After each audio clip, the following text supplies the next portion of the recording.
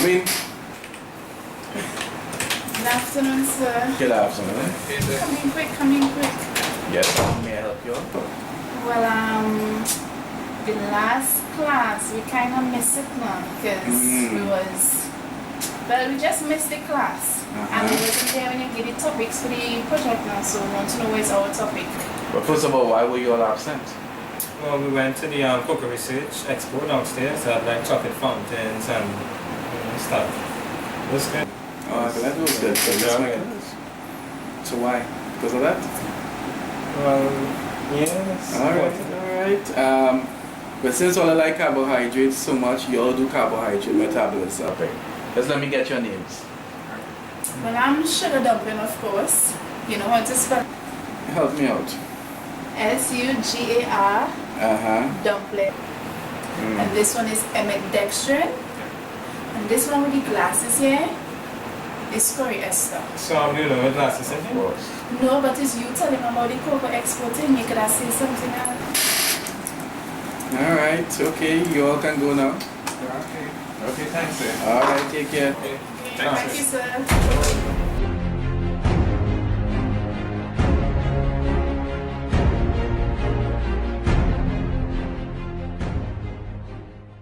We had this project to do it due next week and we didn't even start yet. I know, but I have like labs and presentations and stuff to do. I don't know when I got time to do it.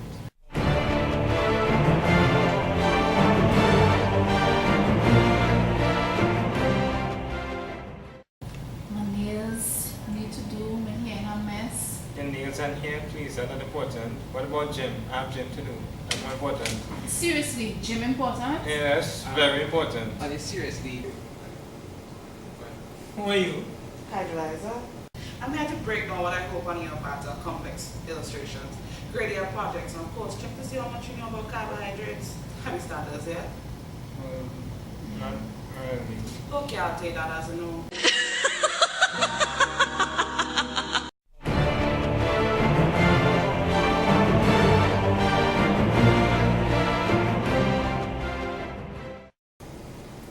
What are we going to do?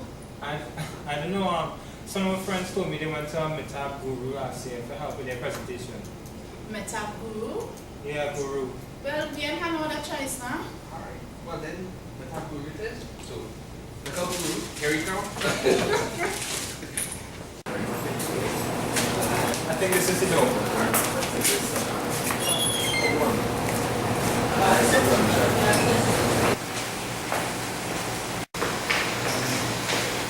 Hi, Mr. Guru.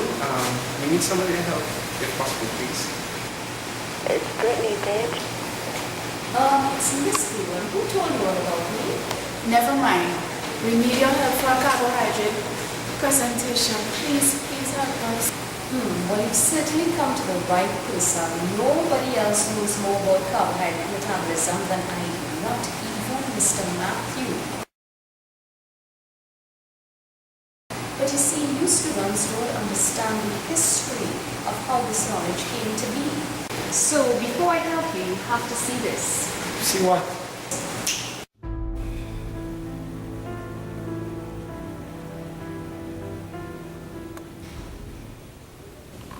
Hi, I'm Cotton Candy, the Guru's assistant, here to talk to you about the Cori cycle.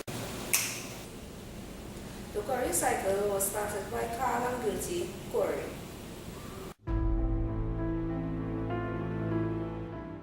They were both born in 1896 in Prague.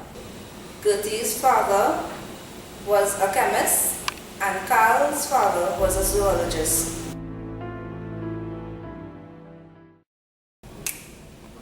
Because of the war in Europe, living conditions were poor, so the Coris looked to the US.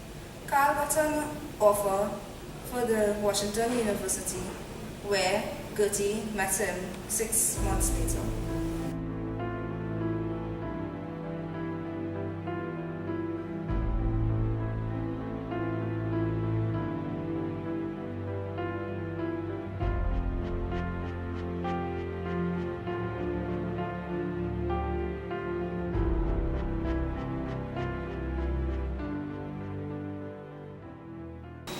They received many oppositions because apparently women are unfit for scientific research. Well, Gertie proved them wrong. They both were interested in carbohydrates metabolism because Gertie's father suffered from diabetes.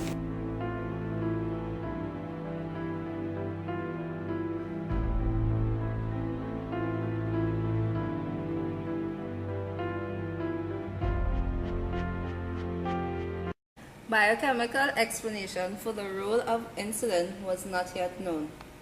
They knew that the body stored glycogen, which was converted to glucose when needed. Cori's found that insulin decreased blood glucose by increasing its conversion to glycogen in the muscle and liver. Other scientists had established that muscle's glycogen does not contribute significantly to blood glucose. Thus, muscle glycogen needed an intermediate to move from the blood to the liver. Later, it was found that that intermediate was lactic acid. Glucose in the muscle can be converted to pyruvate in a process called glycolysis. This pyruvate can be converted to lactate or lactic acid under anaerobic conditions. This lactic acid is transferred via the blood to the liver, where it undergoes a process called gluconeogenesis to be converted back into glucose. Glucose is then transferred back into the muscle, where it is used again. This is the Cori cycle. The Coris decided to focus their research on the conversion of glycogen to glucose. It is here they found a new intermediate called glucose 1-phosphate, also known as the Cori ester.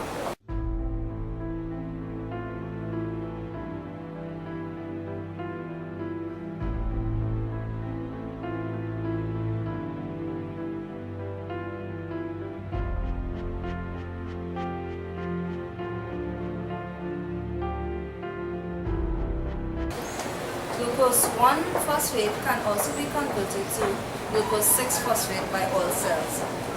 In the liver, there is an enzyme called glucose 6-phosphatase that converts glucose 6-phosphate into glucose.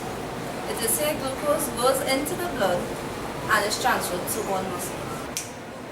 So, that's it for the Coris. Back to you, Guru. Wow, this took in a lot of current understanding of carbohydrate metabolism. Well, I'm really glad that you all liked it. But here's a map and some keys. This map leads to a special room to which the keys open, and there you will find all the resources that you need to do a successful presentation. I would tell you myself, but I have a Spanish essay to write. Thank you so much, Guru.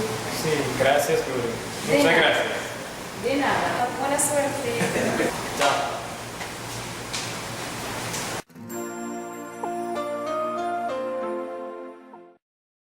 You alright? You want to find this out? Yeah, let's find out where this place is.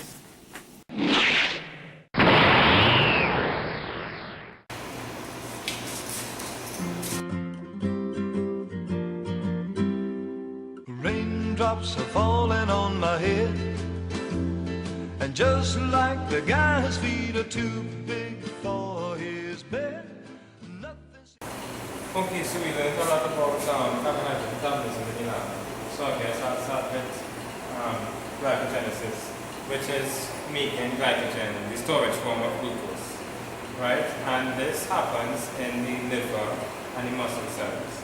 So when your body is in the welfare state and it has a lot of glucose in the blood, the body will secrete insulin, which will activate this enzyme, glycogen. Raindrops are falling on my head, and just like the guy... So glycogen is activated, and this is the start of glycogenesis, making glycogen.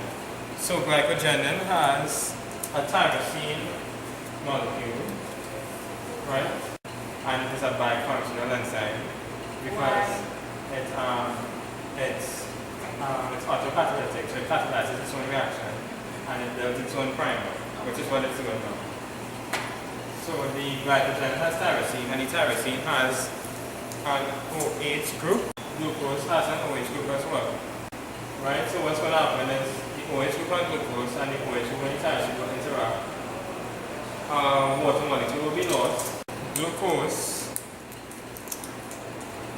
binding to the tyrosine molecule. Eventually it will bind 4 glucose molecules. Once these 4 glucose molecules are bound, this here is a primer for glycogen synthase, which is a main regulatory enzyme in glycogenesis. Glycogen synthase.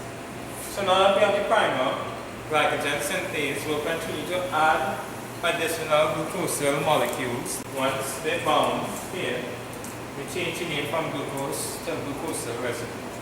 Glycogen synthase continues to add more and more glucosyl residues. A branching enzyme. It creates branches. So this link here, these are all alpha 1,4 linkages. Bonded in an alpha 1,4 linkage. The branching enzyme creates a 1,6 linkage.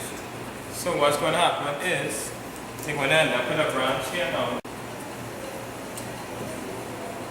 Alright, a few glucosyl residues are really going to have a 1,6. This here will be a 1,6 branch. Right? And then up here you can get another branch, and as this continues, more branches, and eventually you have a whole network of glucosyl residues with this primer and this glycogen and tyrosine molecule in the center. And that essentially is glycogen synthesis. Alright, so now we're going to talk about glycogenolysis. So, basically telling you that is a breakdown of glycogen, right? In order for the breakdown of glycogen to occur, we just need a main enzyme.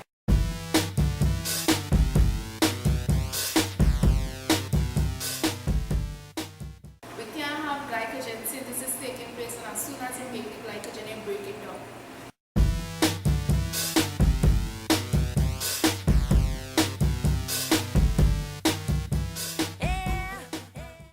To make up glycogen phosphorylase, we just need CAMP. The CAMP now binds to protein kinase A. When CAMP binds to protein kinase A, we just have phosphorylation taking place on the glycogen phosphorylase. Now when this happens, glycogen phosphorylase has become real active and it starts to break down. Now glycogen phosphorylase, it acts on the non-reducing end of the glycogen. Now glycogen have one reducing end and multiple non-reducing ends, right?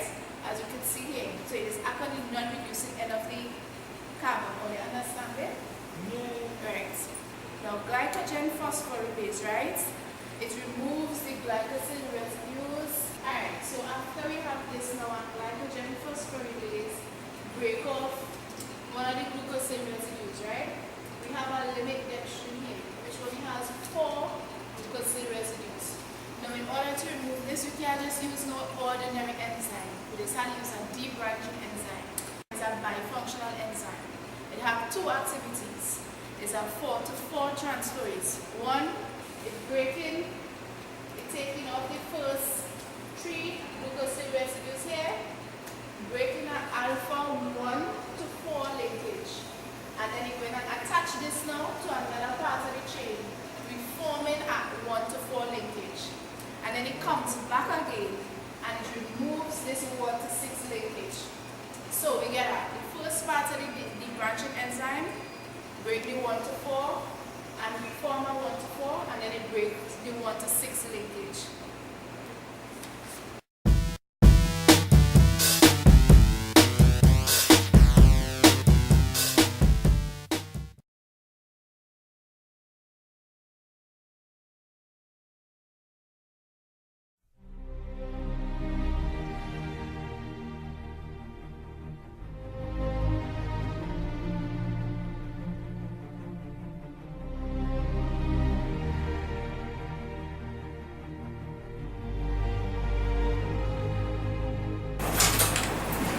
Morning, sir. Good morning. Yes, sir. Wait, no, you all said it out to me last time.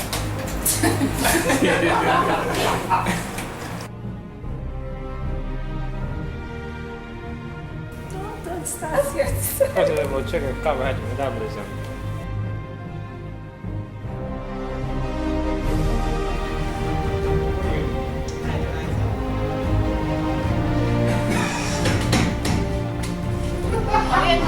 Serious, have a laugh. I remember the flipping line and I want to watch the funny like video.